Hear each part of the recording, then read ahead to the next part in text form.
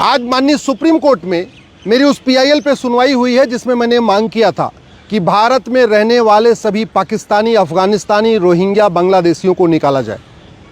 2017 में ये मैंने पीआईएल फाइल किया था और मेरा मानना है कि इस समय भारत में लगभग 6 करोड़ घुसपैठिए रह रहे हैं। इसमें पाकिस्तानी भी हैं, अफगानिस्तानी भी हैं, रोहिंग्या भी हैं और सबसे ज़्यादा बांग्लादेशी हैं। ये यहाँ इनका कागज़ भी जो कुछ बनवाए थे वो कागज़ ख़त्म हो चुका है।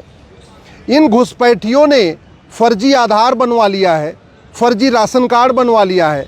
बहुत सारे पाकिस्तानी, अफगानिस्तानी, रोहिंग्या, बांग्लादेशी घुसपैठियों ने फर्जी बर्थ सर्टिफिकेट बनवा लिया है, फर्जी एज सर्टिफिकेट बनवा लिया है। बहुत सारे पाकिस्तानी, अफगानिस्तानी, बांग्लादेशी, रोहिंग्या घुसपैठियों ने फर्जी ड्राइविंग लाइसेंस बनवा लिया है। कुछ ने तो वोटर आईडी में नाम भी जुड़वा लिया है और ये सारा खेल चल रहा है 2-2, 3-3 हज़ार रुपये में। ये घुसपैठिए 10 से 15 हज़ार रुपये खर्च करते हैं और इनका 4 से 5 कागज़ बन जाता है। वोटर आईडी में नाम जुड़वा लेते हैं। फिर बहुत सारे ऐसे भी हैं जिन्होंने जनधन खाता खोल लिया है। केंद्र सरकार की सभी योजनाओं का फ़ायदा ये घुसपैठिए उठा रहे, राज्य सरकार की योजनाओं का फ़ायदा ये घुसपैठिए उठा रहे, माइनॉरिटी अफेयर मिनिस्ट्री का फ़ायदा भी ये घुसपैठिए उठा रहे। तो भारत के लोगों के हिस्से का रोटी, कपड़ा और मकान ये घुसपैठिए ले जा रहे हैं, इसलिए इनको निकालना ज़रूरी है। मैंने अपनी याचिका में ये भी कहा है, घुसपैठ राष्ट्र की सुरक्षा के लिए बहुत बड़ा खतरा है और जो राष्ट्र की सुरक्षा के लिए खतरा होता है उससे निपटने के लिए हमारे पास एक कानून है, एनएसए, नेशनल सिक्योरिटी एक्ट। लेकिन भारत में कोई भी राज्य सरकार घुसपैठियों और उनके मददगारों पे एनएसए नहीं लगा रही है, नेशनल सिक्योरिटी एक्ट नहीं लगा रही है। मैंने दूसरी बात ये कही है कि ये जो 6 करोड़ घुसपैठिए यहाँ पर भारत में रह रहे हैं, ये पाकिस्तानी, अफगानिस्तानी, बांग्लादेशी, रोहिंग्या, ये हमारी देश की एकता, अखंडता के लिए खतरा है। कल को ये भारत के खिलाफ विद्रोह भी कर सकते हैं, इसलिए इनको निकालना ज़रूरी है। और जो देश की एकता, अखंडता के लिए खतरा होता है उससे निपटने के लिए हमारे पास एक कानून है, यूएपीए। लेकिन भारत में कोई भी राज्य सरकार घुसपैठियों और उनके मददगारों के खिलाफ यूएपीए की धारा नहीं लगा रही है। ये जो भारत में घुसपैठ हुई है ये बड़े प्लान्ड वे में हुई है, ये कोई ऐसे नहीं हो गई है, एकाएक नहीं हुई है। ये बाकायदा अपने आप में भारत की डेमोग्राफी बदलने के लिए घुसपैठ हुई है और ये एक तरीके से इनडायरेक्ट वॉर है। और इनडायरेक्ट वॉर से निपटने के लिए जो नई भारतीय न्याय संहिता है इसमें भी वेजिंग वॉर की धारा है। जो पुराना वाला इंडियन पिनल कोड था उसमें भी वेजिंग वॉर की धारा थी। लेकिन आज तक किसी भी राज्य सरकार ने, किसी भी जिले की पुलिस ने घुसपैठियों और उनके मददगारों के खिलाफ वेजिंग वॉर की धारा नहीं लगाई है।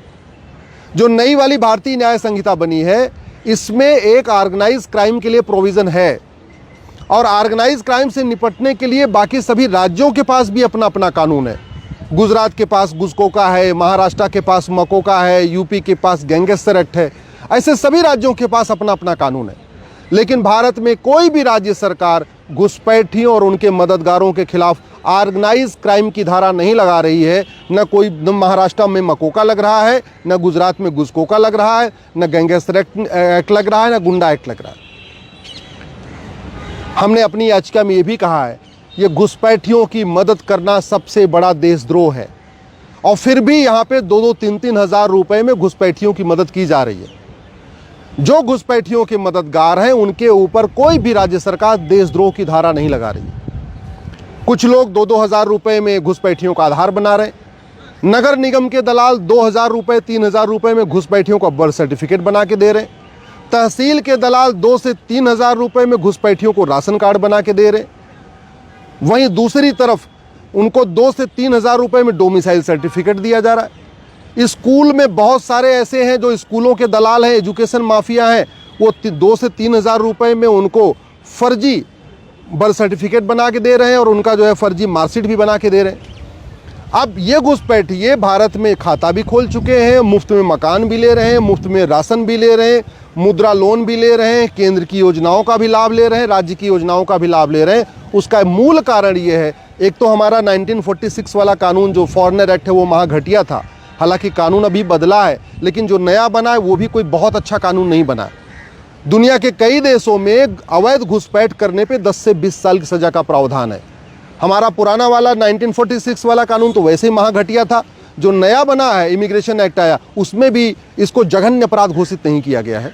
इसलिए मैंने कोर्ट से मांग किया है कि जो लोग घुसपैठ कर रहे हैं भारत में और जो घुसपैठियों की मदद कर रहे हैं, इनके खिलाफ 5 धारा लगाने के लिए सभी राज्य सरकारों को कहा जाए।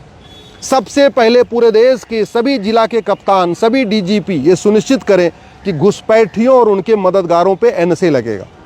दूसरी हमारी मांग है कि जो लोग घुसपैठ कर रहे हैं और जो घुसपैठियों की मदद कर रहे हैं, उनके खिलाफ यूएपीए की धारा लगाई जाए। तीसरी हमारी मांग है कि जो घुसपैठ कर रहे हैं और जो घुसपैठियों की मदद कर रहे हैं, उनके खिलाफ वेजिंग वॉर की धारा लगाई जाए। चौथी हमारी मांग है कि घुसपैठियों की मदद करना, इसको देशद्रोह घोषित किया जाए और घुसपैठियों के मददगारों पे देशद्रोह की धारा लगाई जाए। और पांचवी हमारी मांग है कि घुसपैठियों और उनके मददगारों के खिलाफ गैंगस्टर एक्ट लगा के, मकोका लगा के, घुसकोका लगा के इनकी प्रॉपर्टी जब्त किया जाए, इनकी नागरिकता ख़त्म किया जाए और इनको सुनिश्चित किया जाए कि 1 साल के अंदर आजीवन कारावास मिले। हमारा 1955 वाला जो कानून है, सिटीजनशिप एक्ट, इतना सड़ा हुआ कानून है, इतना घटिया कानून है कि आज तक किसी भी घुसपैठियों के मदद करने वाले की नागरिकता नहीं गई। न किसी अपराधी की नागरिकता गई, न किसी जासूस की नागरिकता गई, न घुसपैठिए की नागरिकता गई, न घुसपैठियों की मदद करने वालों की नागरिकता गई। जो बॉर्डर पे 2-2 हज़ार रुपए लेके भारत के अंदर घुसपैठियों को एंट्री कराते हैं, उसमें भी किसी के खिलाफ कार्रवाई नहीं हो रही है। तो केवल घुसपैठियों पे कार्रवाई करने से घुसपैठ खत्म नहीं होगी जब तक कि घुसपैठियों के मददगारों के ऊपर कार्रवाई नहीं होगी। और मेरा ये व्यक्तिगत रूप से मानना है कि जिस दिन हम भारत में घुसपैठियों और उनके मददगारों के खिलाफ ये 5 धारा लगा देंगे, एनएसए, यूएपीए, वेजिंग वॉर, देशद्रोह, गैंगस्टर एक्ट, भारत में सारे घुसपैठिए, लगभग 90% घुसपैठिए अपने आप भाग जाएंगे।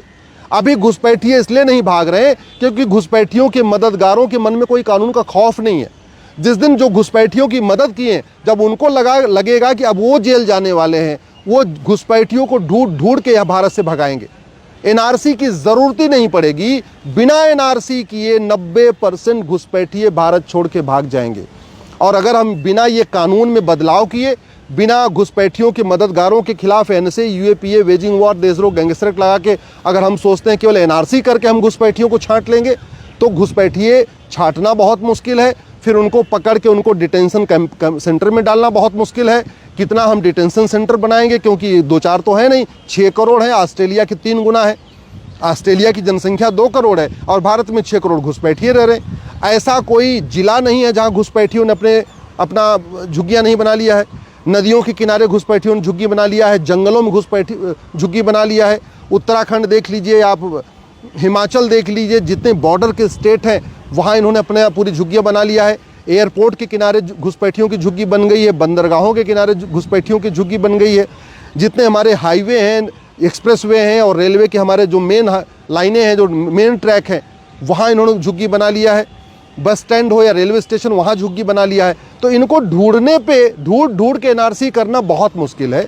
तरीका यही है कि घुसपैठियों को पकड़ा जाए, उनका narco polygraph brain mapping test किया जाए, उनसे पूछा जाए कि उनको किसने किसने मदद किया, और उनके मददगारों के ऊपर, जो घुसपैठियों के मददगार हैं, चाहे वो लेखपाल है, चाहे पटवारी है, चाहे कोई सिपाही है, चाहे कोई दरोगा है, चाहे कोई पार्षद है, चाहे कोई प्रधान है, चाहे कोई नेता है या कोई दलाल है, चाहे वो तहसील का दलाल है, चाहे थाने का दलाल है या नगर निगम का दलाल है, कोई भी दलाल है, जिन्होंने घुसपैठियों की मदद किया है, बस उनके खिलाफ कार्रवाई शुरू कर देंगे।